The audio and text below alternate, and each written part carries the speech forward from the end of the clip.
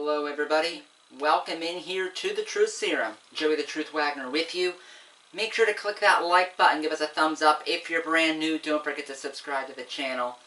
And tonight everybody, there was something so egregious that occurred in the NFL game today, the Black Friday special on Amazon Prime, between the Las Vegas Raiders and the Kansas City Chiefs. Before we get to the play, before we get to what went wrong, let's set the table. I mean, we're all used to that. We were all setting the table yesterday, and we're eating the leftovers today. But here we go. In the game this afternoon, the Raiders had the ball. They were trailing by 2 points. It was 19-17, Kansas City leading. Aiden O'Connell led the Raiders down into field goal range to try to get the lead in the game-winning kick. Raiders were out of timeouts. It was a 3rd and 3 from approximately the Kansas City 32-yard line, so it would have been about a 49, 50-yard field goal. They were in range, and it was 3rd and 3, and this is what happened. Here's the video of it. Here is what happened, and then we'll break it down.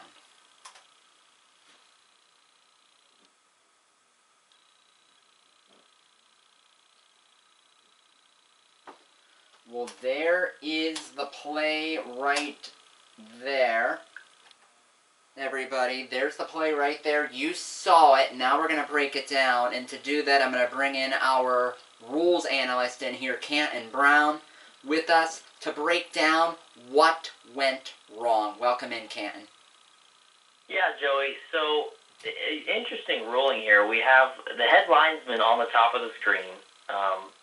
Throws the flag and blows his whistle. Okay, so that is clearly, and then signals false start. So once the play is blown dead, it is dead, and you cannot. In that circumstance, the fumble should not have counted, and the ref clearly, you can see, blows his whistle, waves his arms up in the air, calling the play dead, and after a minute of crew discussion, Clay Martin comes on the mic and says it was an illegal shift call. And by rule, that you can't switch it, because when the play is blown dead, it is dead. Like I said, you cannot advance anything from that point. It should have been 3rd and 8 with 15 seconds back on the play clock for the Raiders, and they completely missed this one.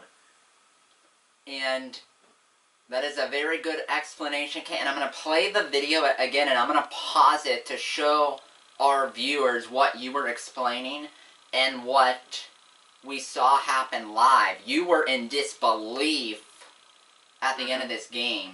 But everybody, here it is one more time.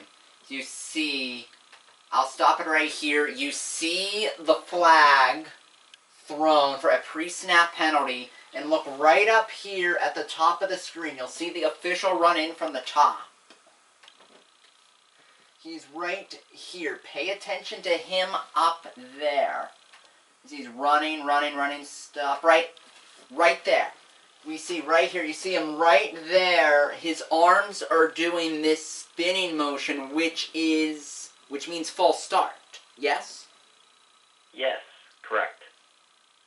And that is the official from the side coming in, ruling it to be a false start. But after all of the discussion, as that was clearly a pre-snap penalty, and Canton, I'll throw this one by you. With it being a pre-snap penalty, it would then make sense of why Aiden O'Connell did not,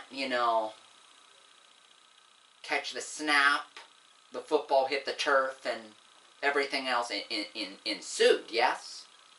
Exactly, and I'd like to point out one thing as well. A lot of people were saying, well, there would have been a 10-second runoff, and there actually wouldn't have been, because the clock was already stopped. It was already stopped, correct? That was a big miscommunication on some of the things that I was seeing. So there would not have been a 10-second runoff, assuming they would have called false start. Wow. I don't want to say that the officials robbed the Raiders of a win because, of course, it would be dependent on a 49-yard field goal, and the conditions in Kansas City were not extremely favorable for kicking long field goals today. Daniel Carlson, the Vegas kicker, missed 2 prior field goals in this game, one of them from, I believe, 55 yards away. So I don't want to say it cost Vegas a win, but it took the opportunity right out of their hands. And that's a shame. Vegas now has lost their last 8 games. They're now 2-10 on the season. And a very tough one to swallow for them today. And the officiating crew of Clay Martin did not do them any assistance. Canton, of course, with this game being over and nothing being able to happen in this game, does the National Football League, do they have some sort of, like, punishment for when officiating crews mess up calls to this degree in this big of a spot? Well, it's a good question. It actually brings me back to last year, Brad Allen, when he was the official for the Cowboys and Lions game, and we all know how that ended with the ineligible receiver going downfield and catching the ball, and then he called it back. Cowboys won, controversial call. Anyway, Brad Allen had to face the media that night in a pool report, and what surprised me is that as of right now, there is no pool report from this crew. Clay Martin has not had to answer any questions on why this flag was changed from a false start to an illegal shift. As far as punishment goes, depending on, they grade, the way they grade their officiating is, it kind of determines how they officiate playoff games, or where they get assigned to.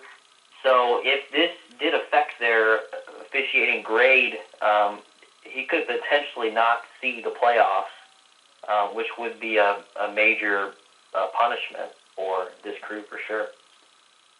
Okay, so a lot on the line here, and with you as our rules expert, and knowing of each and every one of these crews, and even knowing some of these officials personally, including Clay Martin, my question is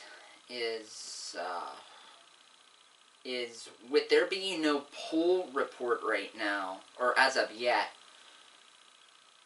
do you think the National Football League realizes what happened and they're trying to twist this story to where it's not as bad as it actually was?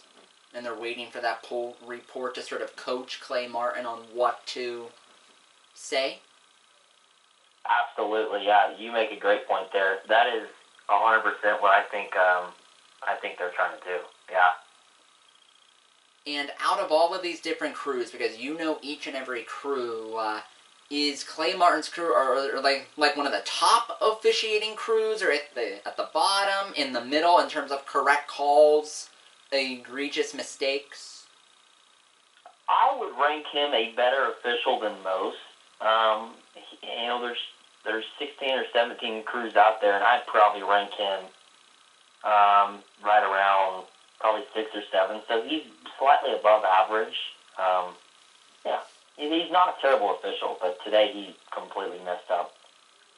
And everybody, here's the proof right up here. The full star signal right there. And folks, hopefully this is not something that rears its ugly head as the games get bigger here as we go into December and into the playoffs and the Super Bowl in February. Canton, want to thank you for coming on with us and explaining all of these intricate details with us, with the officiating crew. Absolutely. For Canton Brown, Joey the Truth Wagner, we're signing off from the Truth Serum, everybody. We will see you for Ohio State and Michigan tomorrow, in addition to Sunday afternoon with the Bengals and the Steelers. Good night. God bless. We will see you next time.